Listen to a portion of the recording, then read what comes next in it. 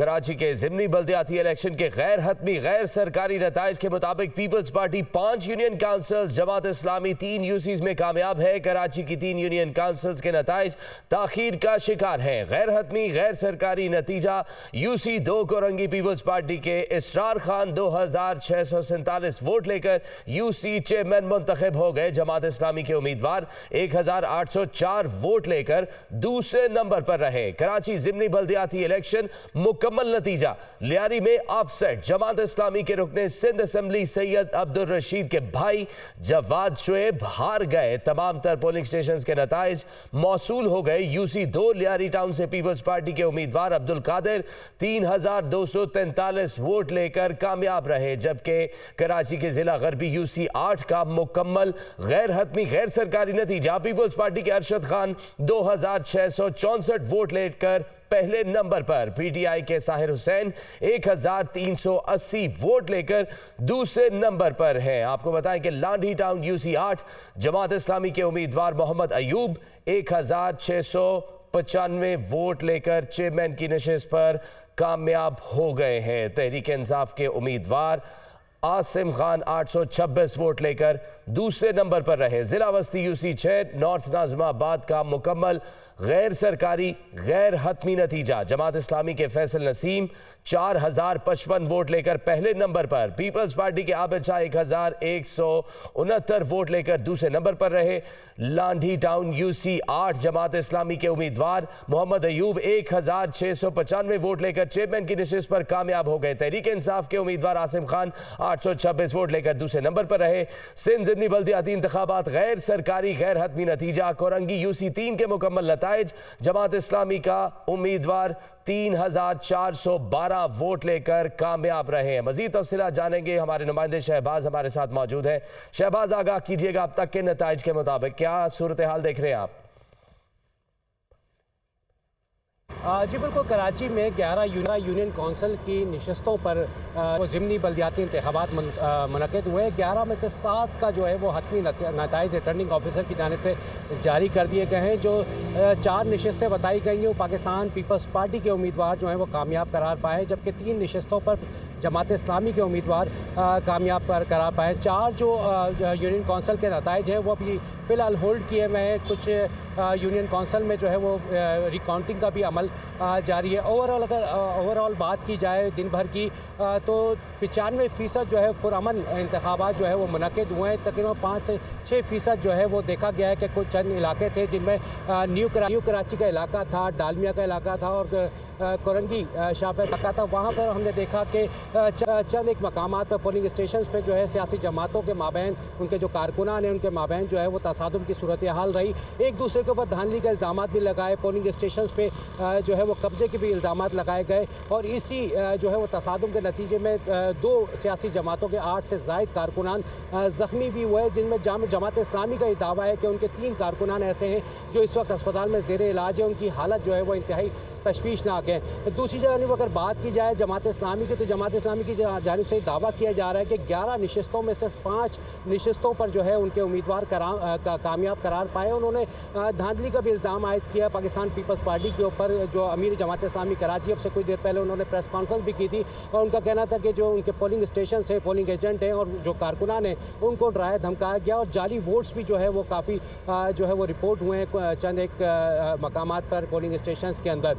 Security के हवाले से अगर बात करें तो जो जिन मकामात का मैंने आपसे जिक्र किया कि वहाँ पर तसादुम की सूरत हाल थी, वहाँ पर बर वक्त पुलिस ने जो है वो क्विक रिस्पांस का काम किया और मज़ीद मामलात को बढ़ने से जो है वो रोका। पुलिस का कहना है कि कुछ हिरासत में भी लिया गया था वक्ती तौर पर कुछ कारकुनान को, उसके बाद अफ़वाम व तफ़हीम के साथ मसाइल को हल कर दिया गया है। शहबाज खान, आप हमें तफसीलन आगाह कर रहे थे, आपका बहुत शुक्रिया।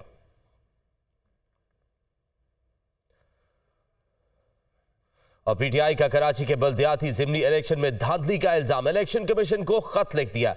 इलेक्शन कमीशन ऑफ पाकिस्तान आईनी जिम्मेदारी अदा करने में नाकाम रहा। खत का मतन, धांधली हुई, इंतखाबी अमल और इलेक्शन कलअदम करार दिया जाए। पीटीआई का इलेक्शन कमीशन को खत, बल्दियाती इलेक्शन में धांधली का इल्जाम लगा दिया। इलेक्शन कमीशन ऑफ पाकिस्तान आईनी जिम्मेदारी अदा करने में नाकाम रहा है। खत में ये कहा गया है कि धांधली हुई, इंतखाबी अमल और इलेक्शन कलअदम करार दिया जाए। पीटीआई ने इलेक्शन कमीशन को खत लिख दिया है। पीटीआई कराची के बल्दियाती ज़िमनी इलेक्शन में धांधली का इल्ज़ाम, इलेक्शन कमीशन को खत लिख दिया गया है। मजीद तफसीलात जानेंगे, हमारे नुमाइंदे मोहम्मद अशद हमारे साथ मौजूद हैं।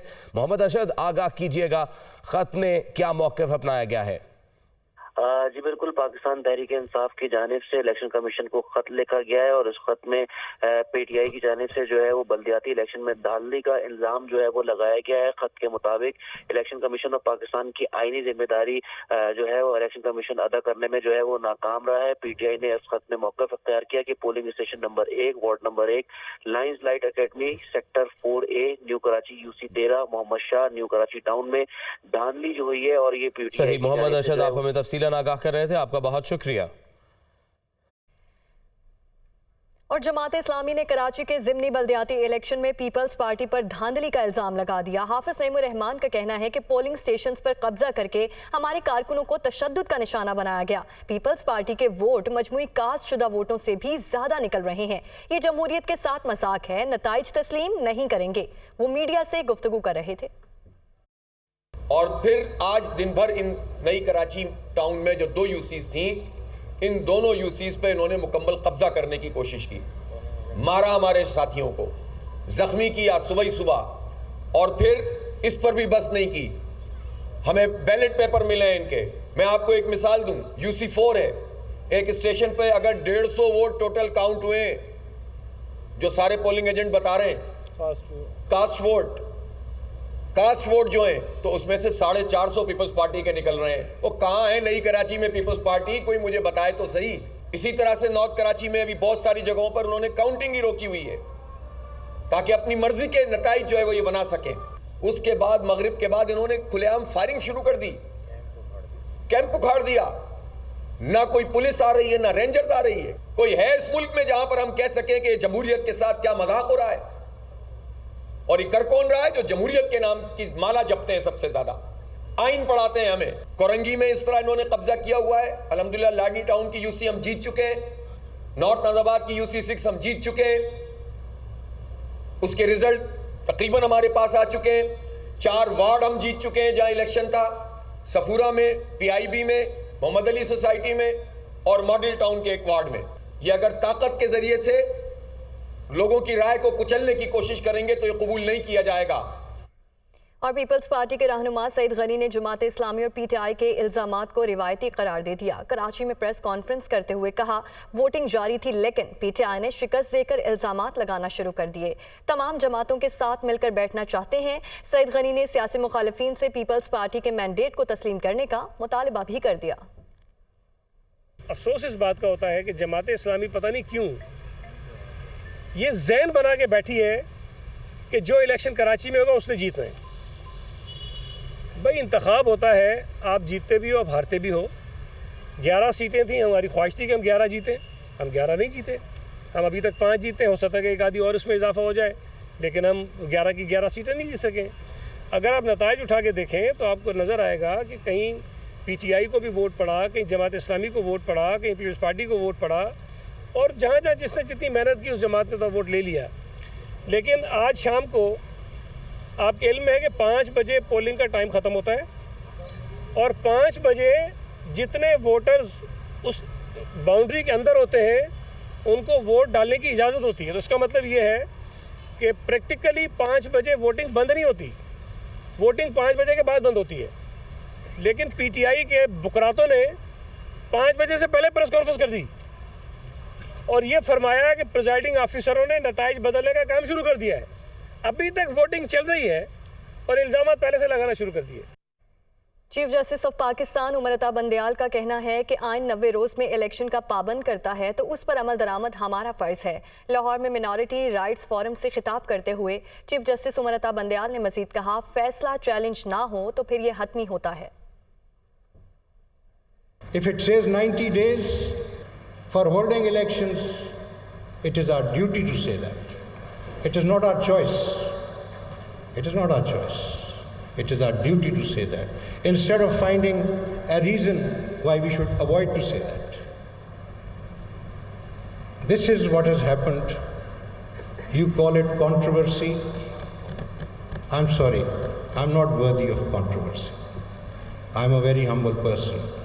You say you support us, please don't say that. I'm just one of the members of the Supreme Court of Pakistan. If you stand up for the Constitution and the law, then you must support the Supreme Court of Pakistan. But the important thing is that the Supreme Court, when it speaks on merit, its judgment has moral authority. When those judgments are not appealed or no review is filed, then that means no one has any objection to the judgment. If a review is filed, then it will be heard, because no judgment is binding unless it becomes final. But if a judgment is not challenged, then it becomes final. The political leadership of Pakistan agreed to start negotiations, which have not ended yet. This is what we were informed. We have nothing to do with that. But at least they are conscious that they have a duty to comply the Constitution. And we are there to support that effort. Otherwise, our judgment is there. It has a force of its own. It may not be implemented today, but it will last to the test of time and shall be implemented tomorrow. Our judgments have the force of moral authority when they are given in accordance with the Constitution and the law of Pakistan. वज़ीर आज़म शहबाज शरीफ का कहना है कि Imran Khan sir से पांव तक मक्कार हैं। साबिक दौरे हुकूमत में हमारे खिलाफ बनाया गया बयानिया बेबुनियाद निकला। तमाम हरबों के बावजूद उन्हें नाकामी ही हासिल हुई। लंदन में मीडिया से गुफ्तगू करते हुए वज़ीर आज़म का कहना था कि पीटीआई चेयरमैन का झूठ अब कौम के सामने आ रहा है। मेरे खिलाफ बदनीति से एक केस बनाया गया था, झूठा बिल्कुल गलत इल्ज़ामात थे, और वो 2 साल एनसी ने उसकी तहकीक की, और न सिर्फ बरतानिया के कोने कोने में बल्कि स्विट्ज़रलैंड में, दुबई में और न जाने कहाँ उन्होंने सेफ अहमद में पूरी तहकीक की। उसके बाद अल्लाह ताला के फज़ल करम से मुझे क्लीन चिट मिली। मुझे ये अल्लाह ताला का करम और पाकिस्तान के अवाम, पाकिस्तान सबसे हुआ, लेकिन उसकी बदनामी के लिए पाकिस्तान इमरान नियाज़ी ने कोई कसर नहीं छोड़ी और बेशुमार पैसा भी लगाया, वक्त ज़ाया किया, और पाकिस्तान को बदनाम करने के लिए उन्होंने तमाम हरबे इस्तेमाल किए। लेकिन रब ताला के करम के पाकिस्तान की इज़्ज़त महफूज रही, बल्कि इज़्ज़त बढ़ी है। तो ये जो कितने पैसे इसमें लगे वो मैं ज़रूर इसकी वज़ीर-ए-आज़म साहब, एक क्वेश्चन मेरा कि ये इमरान खान साहब अब तक नाकाम हो रहे हैं और अब फिर 14 मई को इलेक्शन लेने में भी नाकाम रहे, एक दफ़ा फिर वो सड़कों पे आने पे ऐलान किया। क्या आप समझते हैं कि उनका जो एक सिलसिला है इसका बंद होना चाहिए? आप कहते हैं अल्लाह ताला को ऊपर बैठा है, उसको मंजूर होगा इंशाअल्लाह।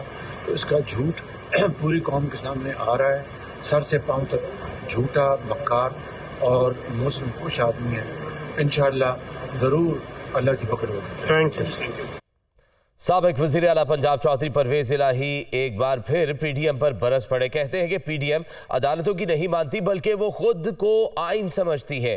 पूरे मुल्क को जेल बना दिया गया। इस हफ्ते सुप्रीम कोर्ट से बड़ा फैसला आएगा। मोनस इलाही तब वापस आएंगे जब नवाज शरीफ पाकिस्तान आएंगे।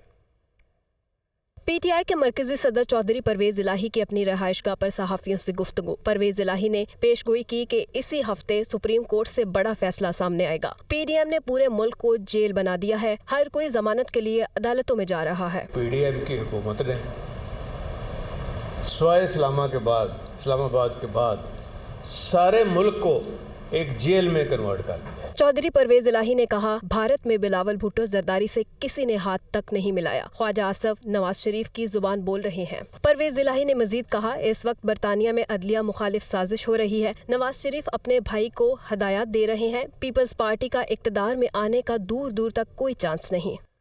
कोयटा के फातिमा जिन्ना अस्पताल में जेर इलाज कोंगो वायरस के मजीद 2 मरीज जाँ बहक हो गए। खतरनाक वायरस से हलाकतों की तादाद 4 हो गई है। फातिमा जिन्ना चेस्टर एंड जनरल अस्पताल के ज़राए के मुताबिक अस्पताल की आइसोलेशन वार्ड में ज़ेर इलाज कॉन्गो वायरस के 5 मरीजों में से 2 का इंतकाल हो गया है, जिनमें एक 20 साला कुचला की रिहायशी खातून भी शामिल है। दूसरे जाँ बहक होने वाले मरीज का ताल्लुक कोयटा से था। अस्पताल में ज़ेर इलाज मजीद 3 मरीजों में 2 खवातीन हैं। गुज़िश्ता 15 दिनों के दौरान कॉन्गो वायरस के शिकार 4 अफराद जाँ बहक हो चुके हैं। 8 मरीज सेहतयाब हुए हैं।